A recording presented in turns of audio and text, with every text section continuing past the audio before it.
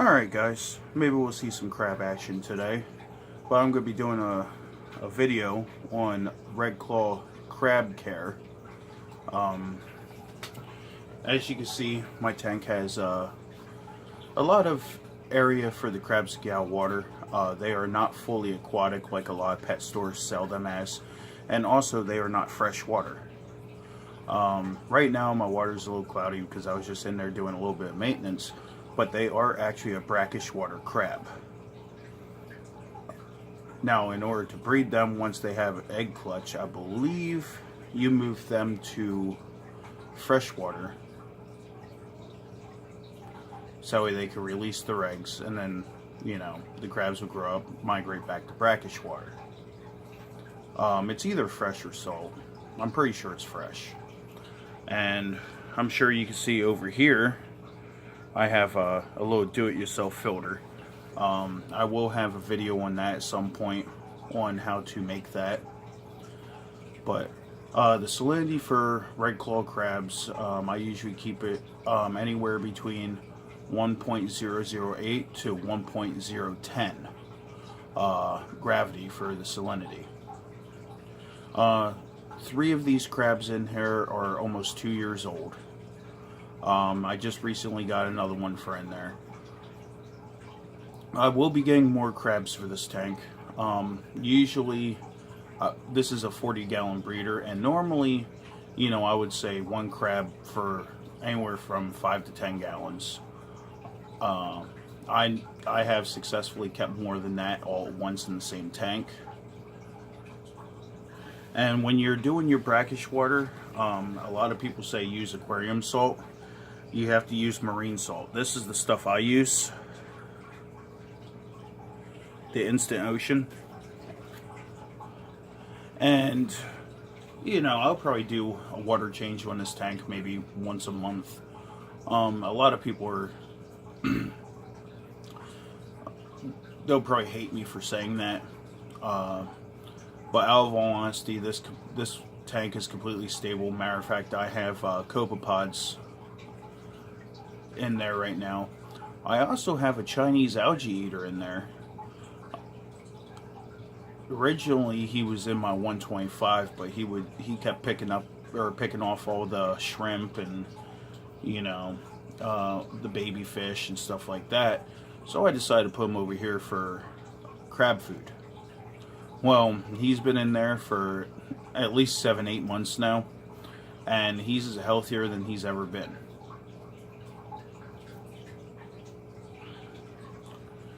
Now, of course, none of the crab... Oh, there's one out. There he is.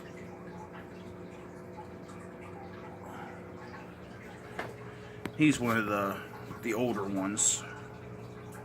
I have 1 male and 3 females in here. If you keep more than 1 male, they will fight for territory and dominance. The females not so much, like they'll chase each other away, but there's really, you know, there's really not a whole lot of aggression. And matter of fact, one of the females in there is carrying eggs. So once it gets closer to time for them to release them, I'm going to move them over to different water conditions. See if I can't get some babies out of this. But yeah, just make sure you have brackish water for them. Plenty of land to get out. Like I said, they are not fully aquatic. As you can see, I have a lot of land area for them to get out and scavenge and stuff like that.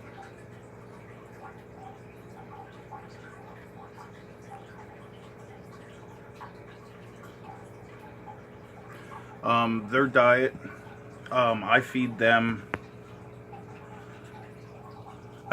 mostly canned French style green beans. Every now and then, you know, I'll throw some bloodworms in there for them, stuff like that. Of course, they also munch on plants. So if you do get, you know, some brackish water plants in there, note that they will munch on some of them. A lot of people have told me Java fern is one of the best things that you can put in there. Mine munch them up. Of course, I have like little young Java ferns everywhere that they've been leaving alone. Maybe it's because they have completely converted over to brackish water. The freshwater, the Java fern I had in there that was started in freshwater melted back, you know, it created all the little baby Java ferns, I want to say. Matter of fact, I have a little Java fern floating right there that just came out of nowhere. I have one up there sitting on the heater. They're all over in this tank. They're underneath the rocks where the crabs will drag them. Back there in the back, that is actually Mondo Grass. I got it from PetSmart. They have it listed as dwarf sage, I believe. And that's not what it was. So just so you know, Mondo Grass does do well with the roots submerged into the brackish water. Also, I have some mosses that, you know, I find around Pennsylvania here. I'm going to be switching them out. They just recently started dying back.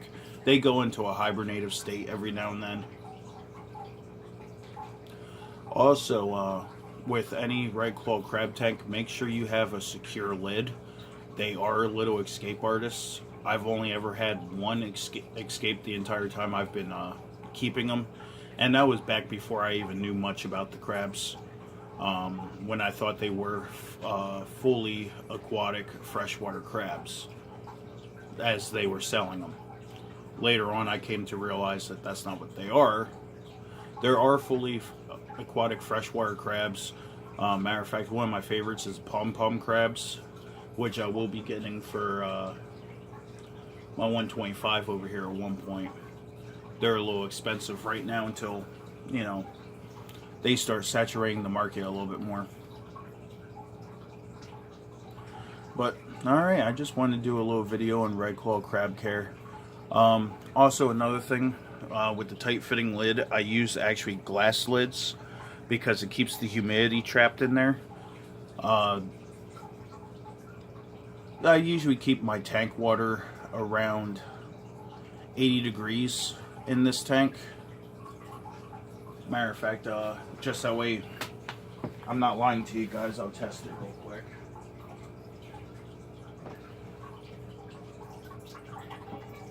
Just give me a moment.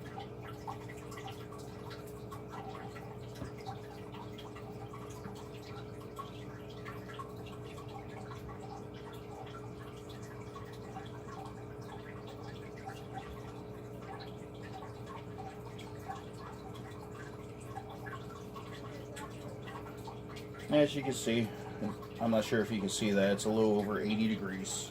Well, now it's dropping. So I keep the tight-fitting glass lid to keep it pretty well humid in there.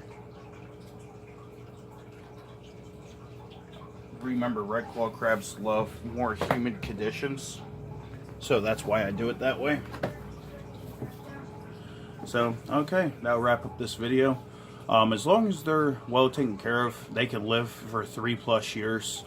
And like I said, at least 3 of them are going on 2 years right now, so. But, alright guys. Later.